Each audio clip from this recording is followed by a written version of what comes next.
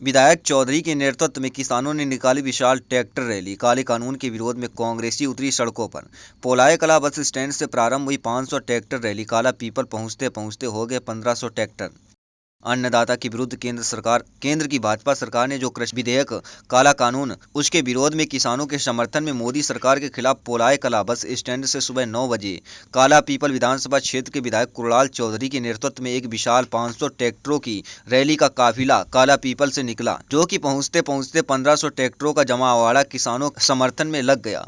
इस ऐतिहासिक tractor rally को जिसने भी देखा उसकी आंखें फटी की फटी रह गईं। काला पीपल नगर के मुख्य मार्गों पर भी रैली निकाली गई, जो कि बाद में सभा में परिवर्तित हो गई। केंद्र की भाजपा सरकार पर पूर्व मंत्री जीतू पटवारी, राष्ट्रीय सचिव महेंद्र जोशी ने केंद्र सरकार को आड़े हाथों लेते हुए मोदी सरकार पर जमकर बरसे। उन्होंने कहा कि हम अभी गांधीवादी तरीके से केंद्र सरकार से निवेदन कर रहे हैं कि इस काले कानून को वापस लिया जाए। अगर केंद्र सरकार ने हमारी मांगे नहीं मानी तो हमारे द्वारा उग्र आंदोलन किया जाएगा। विधायक कुणाल चौधरी ने बस स्टैंड पर संबोधित करते हुए कहा कि हरियाणा, पंजाब सहित देश के किसान दिल्ली बॉर्डर पर उग्र आंदोलन कर रहे हैं। सरकार अपनी हठ धर्मिता नहीं छोड़ रही है और अडानी अंबानी को फायदा पहुंचाने के लिए किसानों के साथ में छलावा कर रही है। केंद्र सरकार की किसान विरोधी नीतियों के खिलाफ आज यहां रैली निकाली जा रही है। जो काला कानून किसानों के ऊपर थोपा गया है, आज देश का अन्नदाता बहुत दुखी है, क्योंकि केंद्र सरकार अडानी और अंबानी की गुलाम हो चुकी है। हम किसानों के सम्मान में संघर्ष करते रहेंगे और अगर मोदी सरकार यहाँ कानून वापस नहीं किया तो पूरे भारत में किसानों के साथ मिलकर कांग्रेस उग्र आंदोलन करेगी। थोड़े नीचे बोलो पूछो 2 मिनट अच्छी सरकार और बेकार सरकार तो चलती रहेगी। देखिए, हजारों ट्रैक्टर से 1000 से ऊपर ट्रैक्टरों के साथ किसानों ने जो ट्रैक्टर रैली निकाली है, ये स्पष्ट है इस क्षेत्र का अन्नदाता इन काले कानूनों के विरोध में है और स्पष्ट रूप से जो अन्नदाता को गुलाम बनाने की साजिश जो गरीब और मजदूर के खिलाफ एक साजिश रची गई है, इसके खिलाफ अन्नदाता खड़ा हुआ है। और जब तक ये सरकार वापस नहीं रहेगी तब तक पूरी ताकत के साथ आंदोलन चलते रहेंगे और केंद्र सरकार को झुकना पड़ेगा और स्पष्ट रूप से काले कानून को वापस लेना पड़ेगा। आज जो खबर लगी है अखबारों में, केंद्र ने कहा है कि समाधान बताए, बिल वापस नहीं होगा। क्या हठधर्मिता की सरकार आ चुकी है? क्या तानाशाह की सरकार आ चुकी है कि इस देश का अन्नदाता कह रहा है कि ये कानून वापस लेने पड़ेंगे? तो क्या इस प्रकार की गुलामी उद्योगपतियों की इस देश की सरकार कर रही है?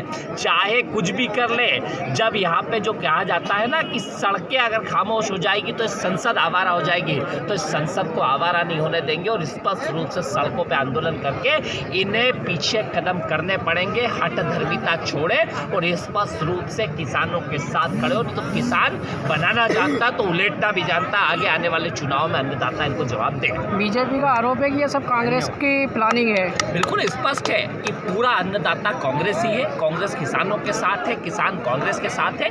ये आज कम से कम कांग्रेस ही तो कह रहे हैं, पहले तो खालिस्तानी, पाकिस्तानी, अलगाववादी, आतंकवादी और NIA के इनको नोटिस पहुंचा रहे हैं। ये अन्नदाता इस प्रदेश का और इस देश का अन्नदाता है। ये आपने सड़कों पर देखा है। अन्नदाता चाहता है इस देश में काले कानून वापस हो। बीजेपी के नेताओं का मानसिक संतुलन खराब हो चुका है।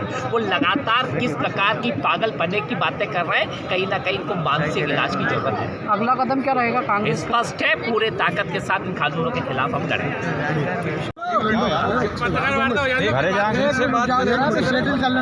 बिगड़ जाएगा। अंकल लगाओ। अरे दादा रुक जाओ अंकल, इसमें कौन पैसे भैया यही काम करने लगे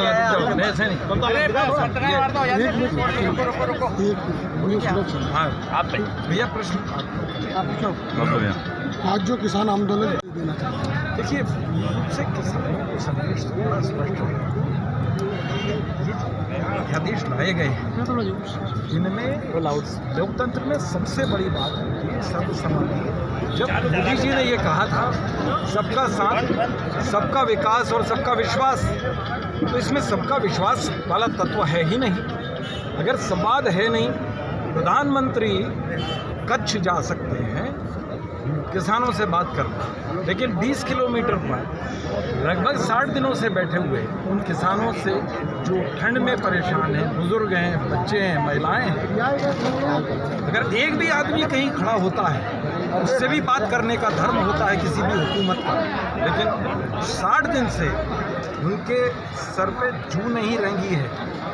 ये सरकार पूर्ण रूप से अपने तानाशाही रवैये के कारण कि जो हमने कर दिया है, अरे लोकतंत्र की पहली आवश्यकता होती है कि अगर हमने कोई गलती करी है तो हम 4 कदम पीछे हटने की, अगर वो पीछे हटेंगे, विनम्रता से स्वीकार करेंगे तो ये देश के इतिहास में नाम लिखा जाएगा। मगर वो जिद पर हैं, हम ये नहीं करेंगे। संशोधन तैयार है, जब वो संशोधनों के लिए तैयार हैं तब उनके जो मंत्री हैं कैबिनेट के, सारे देश में जाकर के इस तीनों अध्यादेश के पक्ष में प्रेस कॉन्फ्रेंस क्यों कर रहे हैं? ये जो प्रक्रिया है इसका मतलब ये है, ये बड़ा इनके अलग अलग रूप हैं।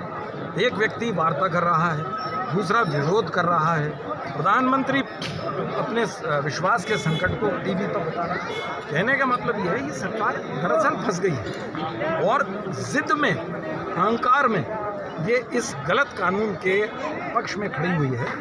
अभी भी समय है। हमारे प्रधानमंत्री उनसे हम आग्रह करना चाहते हैं कि आप जनहित में, किसान हित में, राष्ट्र हित में और इस देश की लोकतांत्रिक ताने माने के हित में जन भावना का आदर करते हुए उन्हें ये कानून वापस लें। वही कोर्ट में इस पर रोक लगा दी गई है।